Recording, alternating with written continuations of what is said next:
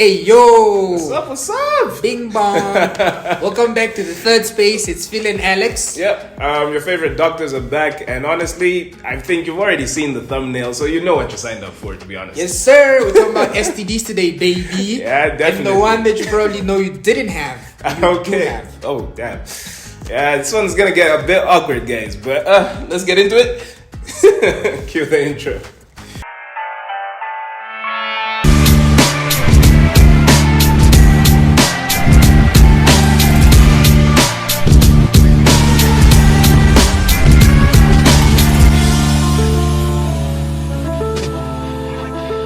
Herpes, syphilis, gonorrhea, HIV. These are all well-known STDs that are passed around and known by the general public.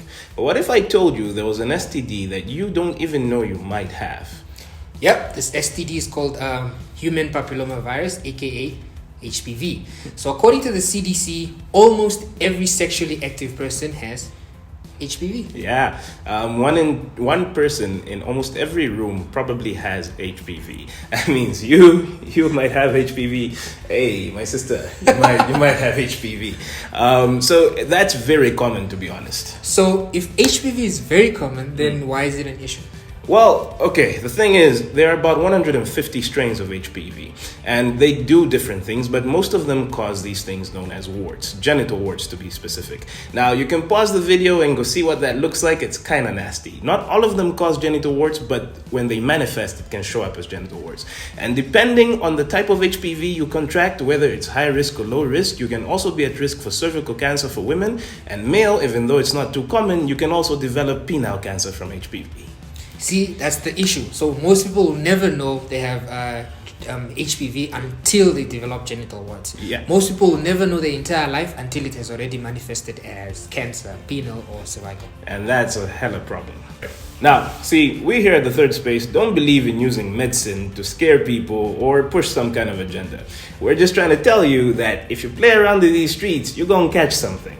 And Phil, what about condoms?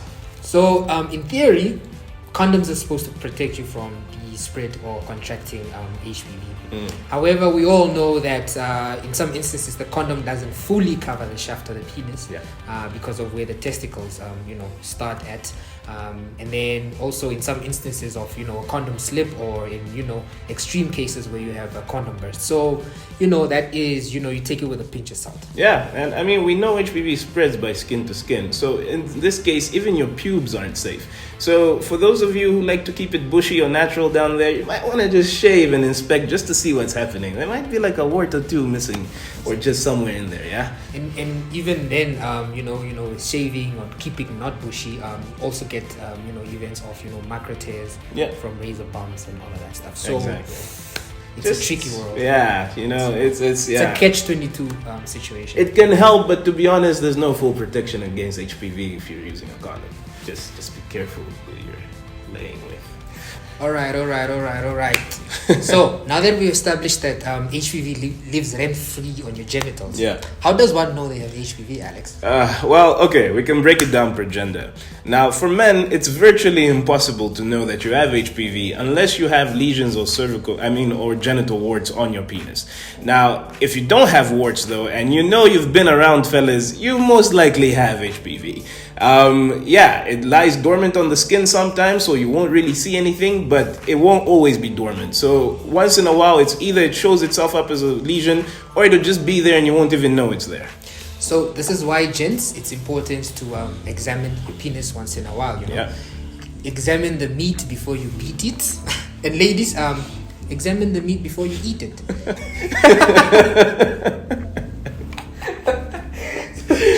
Anyway, so for women, it's a little bit easier in that there's an actual test designed to check for HPV. Yeah, it's called a pap smear. And now what a pap smear does is it scrapes cells off the cervix, and you actually can inspect these cells for not only HPV but actually cancer cells as well. And if you look back, we actually made a video on pap smears and cervical cancer. We're going to link them up here in the description. So go back to those and just get a refresher on what pap smears are and what cervical cancer is. Third space. Why would you say they check HPV on the cervix for? So because HPV is most commonly it's the commonest cause of cervical cancer. Yep. So they scrape some cells and then they put them on a microscope and then they see for malignant cells. So this is why they usually do a pap smear to examine for malignant cells. And there you have it. ATPI and stuff like that. Ladies, get regular pap smears, please. So we hope we haven't actually scared you guys too much, but we just have to give you this information. And I mean, at this point, I bet you're wondering, what about people in relationships? You know, since everybody or every second person has it, are they not co-infecting each other?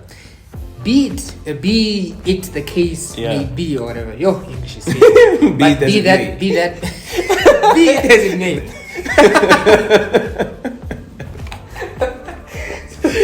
Let's go, bro. So be as it may, people they might be co-infecting each other, but remember we said that HPV can actually be cleared, given that you're not immunocompromised. In a year or two, you can clear the infections. And by immunocompromised, we mean your immunity is up to par and it's functioning optimally, and you don't have anything that's affecting your immunity, such as maybe HIV or cancer or any medication that lowers your immunity. Yeah. So in theory, if your immune system works, you should be able to nullify whatever HPV your partner gives you, and vice versa. Now, the thing is, if somebody does step out of the relationship, they do risk the chance of bringing a new strain of HPV to their partner, and that's not really cool because, it's kind of like it's a trust-based system. The issue here is promiscuity, and the issue usually comes where people are in relationships, committed relationships, and they think their partner is being faithful, and they often fail to go for their pap smear, so they don't self-examine, and they usually wouldn't know until it's too late. So it's just a situation of being better safe than sorry. So just examine and go for your pap smear. As the bearer of bad news that we are, we're here to tell you that there is actually no treatment for HPV. There are some situations where we can mitigate the symptoms that come with it. For instance, in the setting of cervical cancer, when it's picked up on pap smear, there are some side room procedures that can be done, such as large loop excision of the transition zone of the cervix, which are the cells that are affected by the HPV and can cause cancer. Other options include a cryotherapy or cold gun treatment. So without getting too technical, some of these procedures usually involve just taking the top layer of cells that are cancerous off, and in hopes that you're also taking a nice clear margin involving the HPV as well. So the point of this is to try and clear the cervix of the cancer cells or the HPV that's causing the cancer.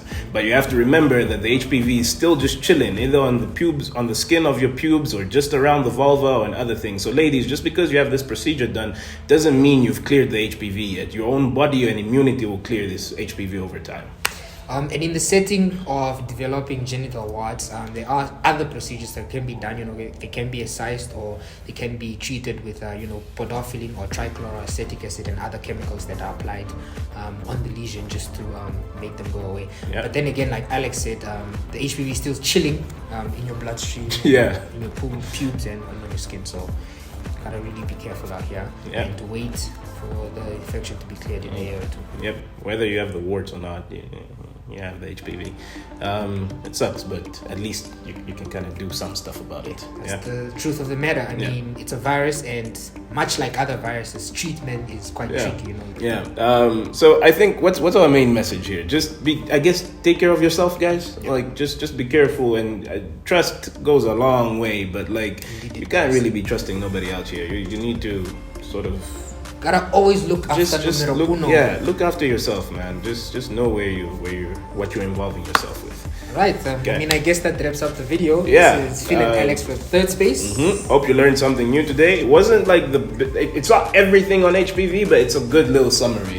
You can kind of learn at least something from this. So if you have any questions, comments, queries, please put them in the comment box below, and we'll engage you on that and perhaps make future videos as we did with the pap smear, cervical cancer, as well as now the HPV and guys, the human reproductive health series that we're running here on the Third Space. Please share the video. This is a public service announcement. We're trying to promote a healthy community, so just share the video, guys. Okay, all right, peace.